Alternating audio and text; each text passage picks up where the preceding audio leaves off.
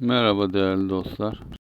Görmüş olduğunuz kuars kristali antik dönemlerden beri sihir, büyü ve şifada kullanılıyor.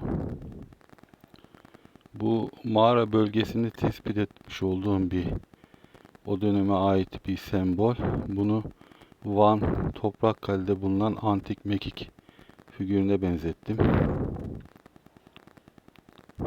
Ve sanki Mısır Sphinxleri gibi bu tarz görüntüler de var. Bu mağara bölgesinde yapmış olduğum araştırmayla ilgili birazdan anlatacağım. Bu UFO gözlemi yapmış olduğum mağara bölgesinin görüntüleri. Şimdi bu mağara bölgesine ben gittim. Burası kayalardan oyularak yapılmış bir bölge. Yaklaşık 100 hane olduğu söyleniyor. Bazıları sanki apartmanmış gibi. Ama kaya yapısını incelediğimde kuars kristalleriyle dolu bir yer. Yani kayaların içerisinde çok yüksek miktarda kuars kristali bulunuyor. Bundan dolayı mıdır buraya olan ilgileri veya bununla bağlantılı mıdır bilmiyorum. Metafizik anlamda da kuars kristali bazı önemi var. Bunu araştıranlar bilir. Yapmış olduğum araştırmada şunu fark ettim arkadaşlar. Bu dönemde yaşayan insanlar muhtemelen duvarlara bazı semboller yapmışlar. Fakat çok araştırmama rağmen o az önceki sembol dışında başka sembol bulamadım. Çünkü çok ilginç bir şekilde bütün duvarlar sıvanmış. Yani insanların görmelerini istemedikleri semboller mi vardı bilmiyorum. Ama sıvayla kapatılmış, yani sadece bir figüre rastlayabildim.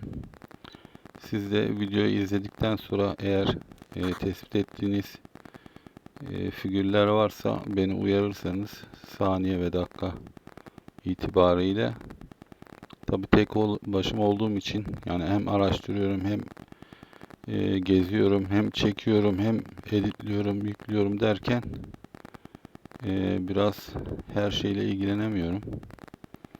Şimdi bu mağara içerisindeki odalar, bu mağara içerisindeki odaları ben çok umutla girdim. Duvardaki sembollerden bir şey bulurum diye, ama zaten videonun ilerleyen kesimlerinde göreceksiniz. Yani tam sembol olduğunu düşündüğüm yerler nasıl olduysa bir şekilde hepsi sıvayla kapatılmış. Apartman gibi düşünün. Birbirine geçen, birbirine bağlantısı olan birçok altlı üstlü odalar mevcut. Ultraviyole ışıkla da baktım. Görüyorsunuz sıvaları. Yani buraya niye sıvadınız? Bomboş bir duvar. Sıvayla kapatılmış, görüyorsunuz. Yani o Van Toprakkale'de bulunan antik mekik olduğu düşünülen parça İstanbul Arkeoloji Müzesi'nde bulunuyor ama sergilenmiyor. Neden sergilenmiyor? 3000 yıllık olduğu söyleniyor. Sergilenmeme nedenini bilemiyorum. Ben onu o figüre benzettim ama bilmiyorum, tabii yanılmış da olabilirim, iddia edemem. Sadece fikrimi söylüyorum.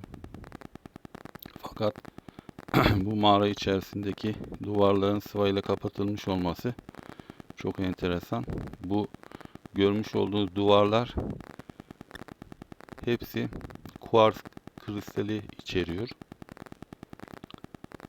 Bu çekmiş olduğum cisimlerin bununla bağlantısı var mıdır bilmiyorum. Bazı takipçiler bu mağara bölgesini çekmem konusunda istekte bulunmuşlardı. Hem onların isteklerini karşılamak adına hem de belki bir şekilde bazı bilinmezlikleri ortaya çıkarırım diye o bölgede gezdim. Daha önce kimse tespit etmemiştir sanmıyorum. Sanki Mısır Sphinxleri gibi kaya mağaraların üzerinde bazı görüntüler aldım. Bu da tabii yoruma açık. Ben sadece kendi fikrimi söylüyorum. Buranın yaklaşık 3-4 bin yıllık olduğu söyleniyor. O Van Toprakkale'de bulunan Mekik heykeli de yaklaşık aynı tarih 3-4 bin yıllık. O bölgede Urartular yerleşikmiş o dönemlerde. Doğu Anadolu'ya kadar uzanmışlar. Bu görmüş olduğunuz mağarada tam Doğu Anadolu sınırında. Urartularla bir bağlantısı var mı bilmiyorum. O sembolün etrafında göreceksiniz bazı harf gibi semboller var. Onlar Urartu yazısı mıdır? Onda uzman olmadığım için tabi bilemiyorum. Mağaralar o dönemde yaşam alanıymış. Görüyorsunuz sanki deniz manzaralı ev gibi. Bakın şuraya oymuşlar. Oraya bir şey asmışlar büyük ihtimal. Ve görüntüsü manzarası da bu şekilde. Yani yeterince gördüğüm kadarıyla pek önem verilmemiş buraya. Bir Kapadokya gibi olamamış. Duvarlardaki bunlar orası oyulurken kullanılan aletlerin izleri miydi? Yoksa başka bir anlam mı ifade ediyor? Tabi bunu da bilmek zor. Ben buralara infrared kamerayla da baktım. Yani çok net bir şey bulamadığım için bazı şeyler fark ettim ama tabi yoruma açık ama onları belirtmedim videoda. Çok net olmadığı için. Bu mağaranın sol tarafı görüyorsunuz. Gene sıvayla kapatılmış. Atıl durumda.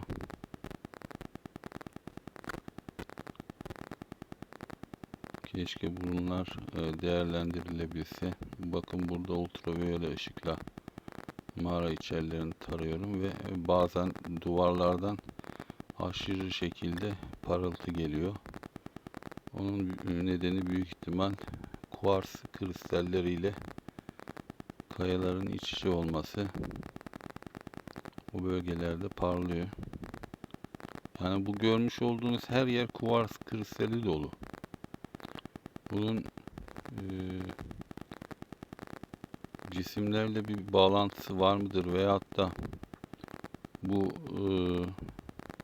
bölgeyi seçmelerinin buralarda bu şekilde barınmalarının da kuvars kristalleriyle bir bağlantısı var mı? Yani tesadüf olduğunu düşünmüyorum çünkü kuvars kristallerinin faydalarına bakarsanız birçok faydası var. Hem sağlık yönünden hem pozitif faydası yönünden çok yüksek. Aslında tehlikeli bir yer. Gördüğünüz aşağısını.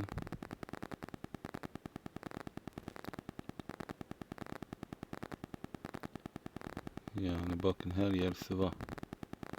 Yani niye sıvayla neyi kapattınız? Oraya sıva yapmaya ne gerek vardı? Yani bomboşluğu var.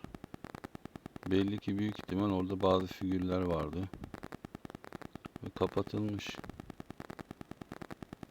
Görüyorsunuz. Bunlar çok merak uyandıran görüntüler. Yani burada bu cisimler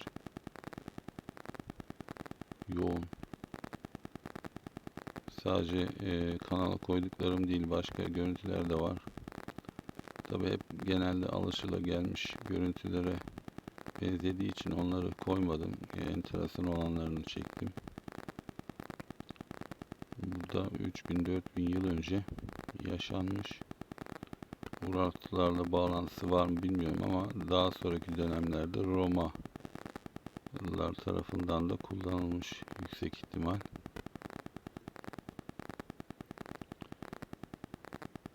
Burası Kızılırmak'ın yanında su kaynağı da var diye yaşam alanı oluşturulmuş o dönemlerde.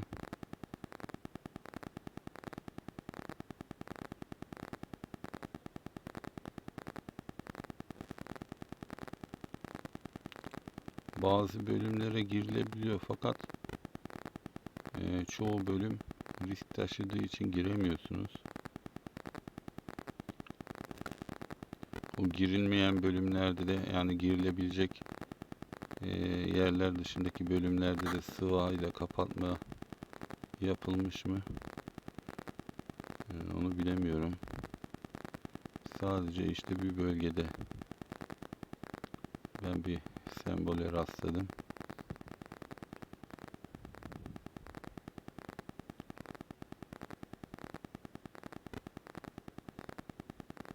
Her yer taşlarla kuars kristali karışımı dolu, görüyorsunuz sıvaları. Yani bazı yerlerde tamam kaya aralarına yapmışlar ama düz duvarlarda da sıvayla dolu.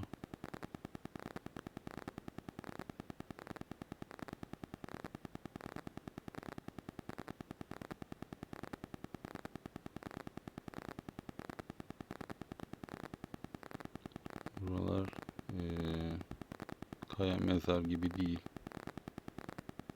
Yerleşim alanıymış o dönemlerde. Neden burada yerleştiler? Tabi buranın bir de yer altına giden bölümleri de olabilir ama bunu bilemiyorum. Sadece çekmiş olduğum cisimlerin bulunduğu bölge diye ben elimden geldiği kadarıyla siz değerli takipçilerime izletebilmek için oraya gittim.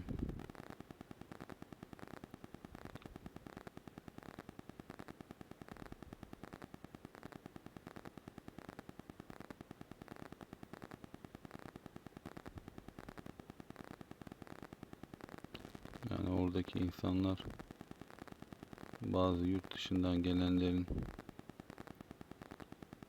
burada bir şeyler aldığını, zarar verdiğini falan söylediler.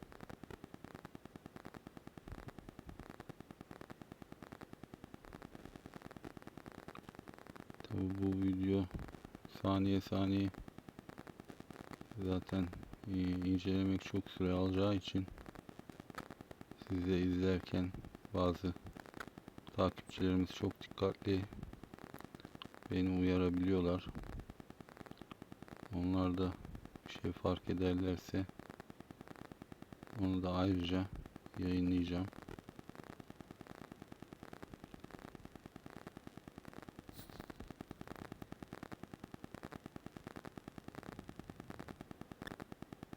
Bu bahsetmiş olduğum sembol nasıl olduysa orayı gözden mi kaçırdılar? Sıvanmamış.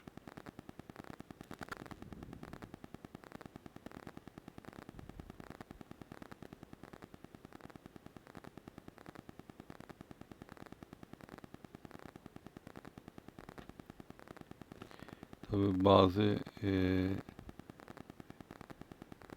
bölgelerde geçen uzun zamandan dolayı, hava şartlarından dolayı bazı çökmeler ve yıkılmalar olmuş belli. Burası belki de bir odaydı. Bir bölümü çöktü. Odanın içindeki figürleri görüyorsunuz. Yani bunlar orası oluşturulurken olan izler mi yoksa bir anlam mı içeriyor? Bilemiyorum. Tabii işin uzmanı değilim. Aslında mağara konusu benim konum da değil ama Madem bu cisimleri gördük buraların üstlerinde, bunu da bir inceleyeyim dedim yani. Bakın burada sanki Mısır'daki Sphinx gibi bir figür var ama bu da gene yoruma açık. Ama büyük ihtimalle bu da geçen uzun süreden dolayı, bazı doğal şartlardan dolayı aşınmış gibi gözüküyor. Burada benim en üzerinde durduğum konu, tabi bu yapıların her yerinde kuars kristali oluşu. Bununla ilgili de bir bilgi varsa elinizde, onu da yorum kısmına yazarsanız. Buradakinde ben sanki Urfa'daki bulunan Urfalı adamı biliyorsunuz, ona benzettim. O geçen 3-4 bin yıl bakımsızlık. Bir de şey var yani, kamufle çalışması da var gibi. Sıva olayına girenler bunları normal şekillerinden uzaklaştırmış da olabilir, tahrip edip.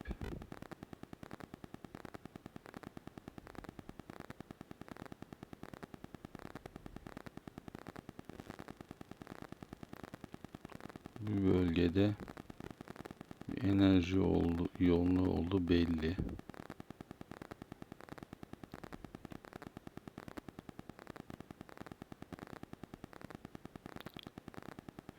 Kısa bir süre sonra Anadolu gözlemlerim sona erecek. Ben bölgeden ayrılacağım zaman bu mevki hakkında bilgilendirme yapacağım, neresi olduğu ile ilgili. Gözlem güvenliğim açısından bölgeden ayrılana kadar açıklamayı düşünmüyorum. Buradan Karadeniz bölgesine geçeceğim. Orada da bir müddet bazı gözlemler yapacağım. Aynı hırsla temas için çabalayacağım. Görüyorsunuz, sanki Urfa adamına çok benziyor. Ben öyle düşünüyorum. Tabii yoruma açık. İşin uzmanı değilim. Sadece kendi fikrimi söylüyorum. Bu bölgede çekmiş olduğum cisimler beni buraya görüntü çekmem için yakınlaştırdı.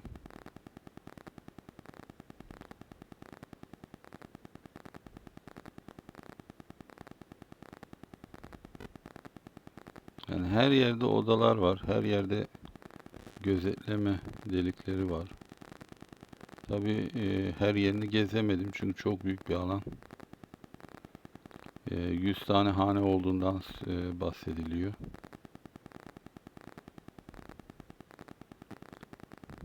Yani burada alelade, yani bir heykel gibi gözüme çarptı.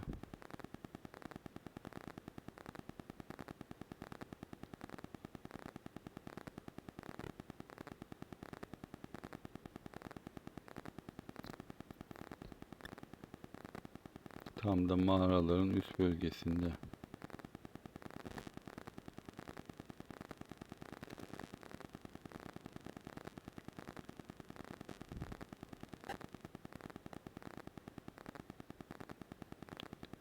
Yorumlarınızı bekliyorum. Video biraz uzun ama merak edenler olmuştu. Böyle bir video yapmam gerekiyordu. Teşekkür ederim.